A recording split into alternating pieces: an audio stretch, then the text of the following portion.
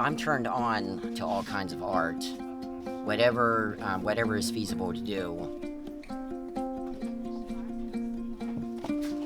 I'm looking for some artifacts, Native American, early prehistoric, to add to that collection. Oh, yeah. Something I want to look at too. Antiquity, Oriental, coins and medals, and arms and armor, and Western European and Russian art from the Hermitage collection, which is a museum in St. Petersburg, Russia. I don't have pictures of a lot of this stuff. Cameos, antiquities, lapidary works, glass. Hey. Like to buy. Okay. Did you find everything okay? Uh-huh. And I want this stapled because I got to report this with the people I got this grant money from.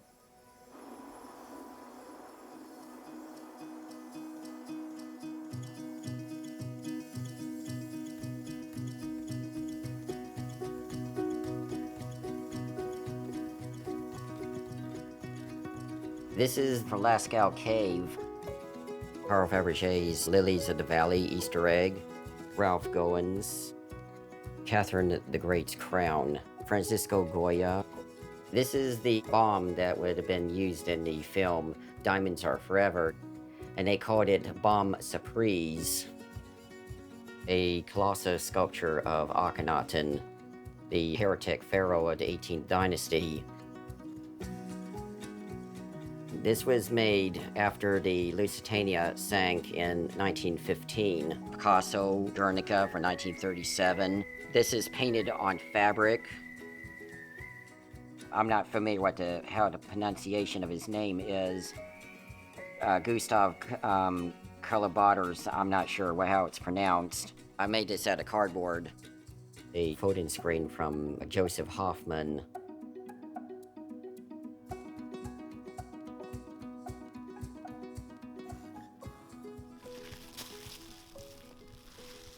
This is a Maori canoe from New Zealand. I went through 8 layers of Manila folders to create the thickness. This took probably about 2 months to do. Everything that's here is part of the mini museum collection. This is Sheikh al-Belly in the Cairo Museum collection from the Old Kingdom. All made out of paper and cardboard. Hieronymus Bosch, circa 1500. This is probably the most detailed paintings I've ever done because in every quadrant of the whole painting, there's something going on. There's a lot of little nooks and crannies of activity. I'm Richard McMahon. I am the curator as well as the creator of the mini museum. The museum consists of over 1,100 objects and growing. This is the most greenest art collection in the world. Sometimes materials for me is too expensive, but paper and cardboard is easily malleable, and I can use it with Elmer's glue. Vincent van Gogh's Starry Night. The Vincent van Gogh Museum in Amsterdam has one. From what I understand from the museum, whenever somebody comes into their doors to see their collection, they always ask about this painting, and they don't own it. The Museum of Modern Art owns it. So the curator of the museum had asked a friend of mine about how can he acquired one of these. I've had about 30 to 40 requests for this one, but it's too much. The intricacy of the brushwork is, it gets all out there, and you got to build up the color, and then you got to wait until things dry before you work with it again, or you're not going to get a sharper image. Now, I have sold some of my pieces, but if I'm going to sell any of it, I try to make a a piece for the collection. Now, Vincent van Gogh did use impasto, meaning the texture that a paint leaves when it dries. And so that's a very hard thing to do, especially when you don't have a three-dimensional picture or have actually ever seen the original in person. In some of my paintings that I made, I mixed sand or other things into the paint to create that textured surface. You look at a painting or a piece of sculpture, an artifact, it's a time capsule in itself of a particular time and period. And I thought it was rather interesting how our forefathers and mothers lived. So it piqued my interest to make a miniature replica of an artifact that someone had made long ago. I've done drawings since I was a kid, and I was also in a drawing club in 5th grade.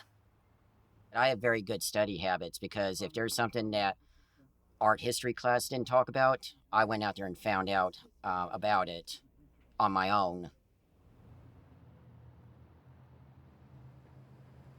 When I go to the galleries and I see a painting for the first time, I wonder, what is that story behind that painting? Who is this person? Well, I'm not just the creator of the mini museum, but I'm also the curator. So, as a curator, I have to know a little bit about the work so I can tell people that this is a painting by such and such an artist and a little bit of history about it. This is by an artist by the name of Seurat. He died 1886, and he only is known for about 7 monumental works and a lot of studies of these paintings that he did. But the critics did not like his art style because they wanted more art and less science, where he used dots of pure color, let the eye blend the color in instead of just blending the color. He's part of the post-impressionist style. On some days, I do work a couple of odd job places, such as the flea market. Sometimes I help out other people doing odd jobs and have a little bit of an income. I've given him beads and glue and paint and odds and ends of stuff that I don't use when I'm making my jewelry. He remembers things from 30 years ago that you and I may not even think about remembering. Excellent, like a photographic type memory type thing. We'll describe it to you almost word for word. You be safe, be blessed. I'll see you tomorrow. See you tomorrow.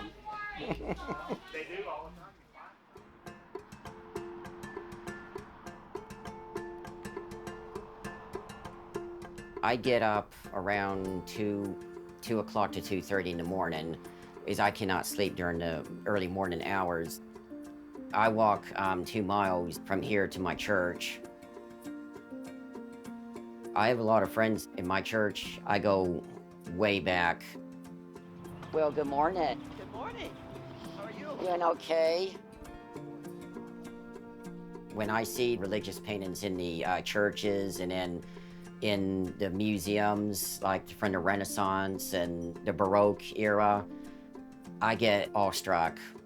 It's very moving and it's also mystical.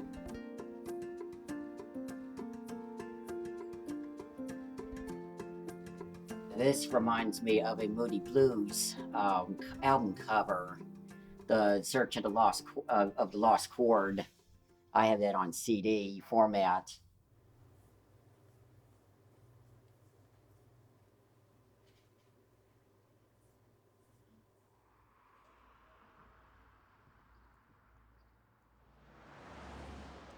I became fascinated with Richard's work in 2002 when I saw a show of his at the Halsey Institute in Charleston, South Carolina, curated by Mark Sloan. This piece that we're showing, King Tut's tomb, it's like a composite of multiple tombs, so it's not any one tomb, and that's what I really love about this piece, is that it is really like an interpretation more than anything. This is my first trip to New Orleans, so this is kind of special to me. One of the goals that I have for this collection is to have a museum, to have this stuff on display, and to have it permanently on display so I don't have to travel so far anywhere and to get damaged. And in this case, it's been packed away more than it has been out on display. A lot of people who know about this from other people saying that they should have it here or have it there, they don't take it very seriously. They consider it as a novelty. They just don't know what the full the scope of things are with this. It's nerve-wracking trying to get it all unpacked and everything. So because there's over 700 objects that I have to unwrap and put together here. Here, let me show you. Okay, long box.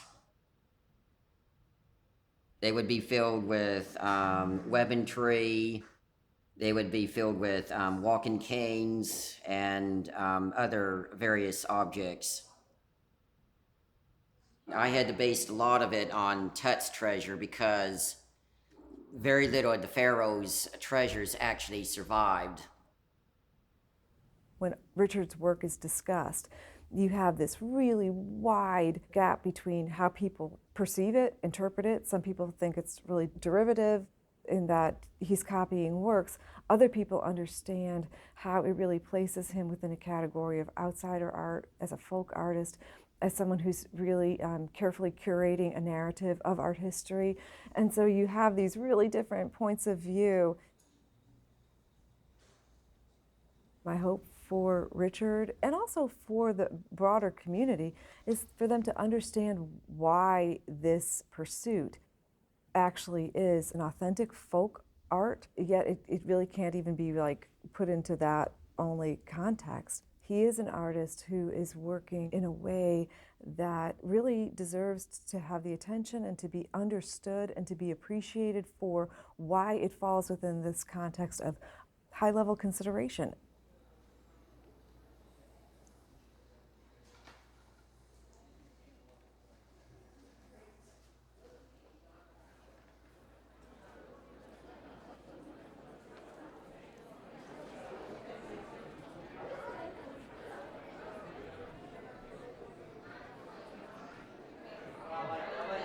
Everything you see in that display case, I made over a period of 27 years.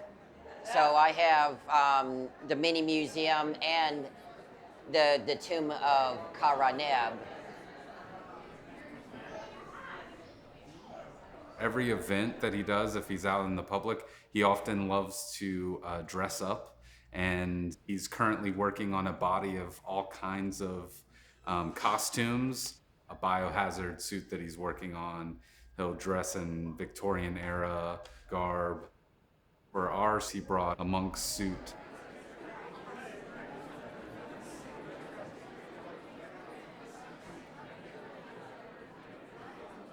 I've been trying to chronicle the whole history of art through miniatures.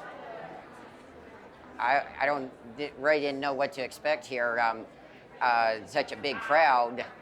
I am very, very pleased with the turnout here.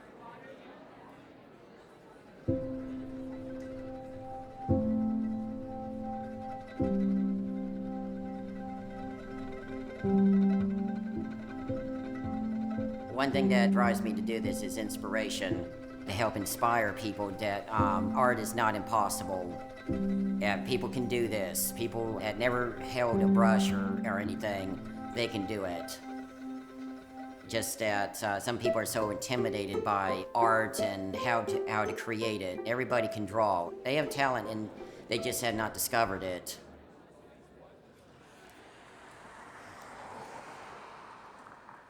I thought this was a dream or something. I didn't know it was going to turn into reality.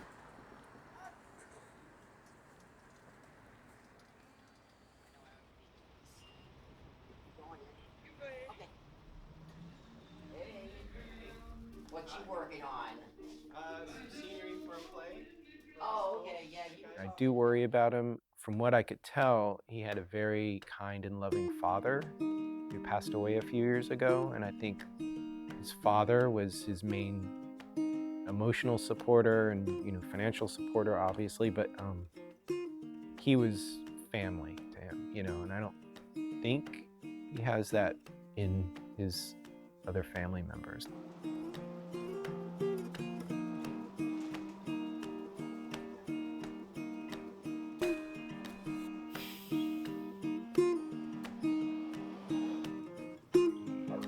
Oh, hush.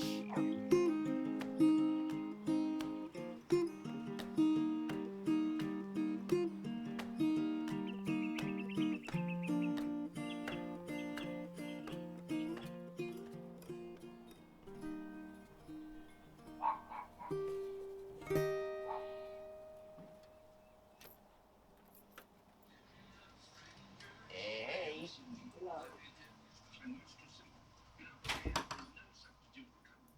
I mean, sometimes it's very quiet around here. Sometimes everybody gets on everybody's nerves, but I try to get beyond all that. I mean, some days are better than others around here. I mean, if things get a little too crazy, I just while I'm trying to work on something, I put earphones on and listen to some of my music that I enjoy listening to. I work right over here in this area. But I mean, this is the kitchen, and you do live with your mom and Yeah, two brothers. two brothers. So can you just? So how does if they need to be in the kitchen, you just? Well, if they let me know, I'll go ahead and wrap up or put it off to the side so I can work on something, or I just vacate the premises until they get done whatever it is that they need to get done. And sometimes I can't get anything done. Frida Kahlo is a fascinating character in art history. I worked on 26 of her works. Despite all the pain and all the pressure that she was put under, she was able to produce such a body of work. I can relate to some of the adversity in my life with some of the people that I've dealt with and some of the things that I've experienced. Now, to the average person, it's bizarre and strange, but you've got to know how to read it. Like the two Fridas here, she's not only conveying her native Mexican roots, but she's also conveying her ancestral European roots because her father was a Hungarian Jew and married to a Mexican woman. And so she's conveying her feelings of both Mexican and European roots, but also at the same time, she is also conveying her divorce from Diego Rivera.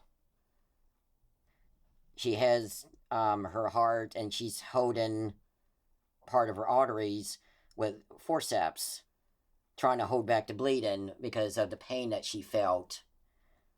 And then she's linking it with the tumultuous relationship that she's having with Diego Rivera, which she holds a miniature of him in her other hand, but it's also connected to another vein, another ounce of pain that she's feeling, and she's holding hands. She's trying to keep it together, keep herself together.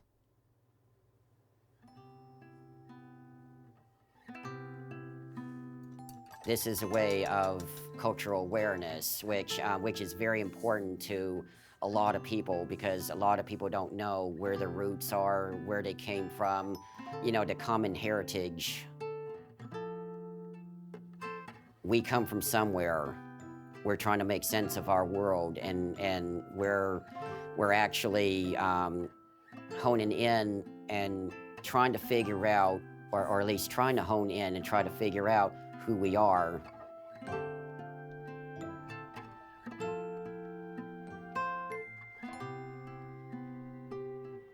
I don't think the mini museum will ever be done because there's always something out there of interest to make.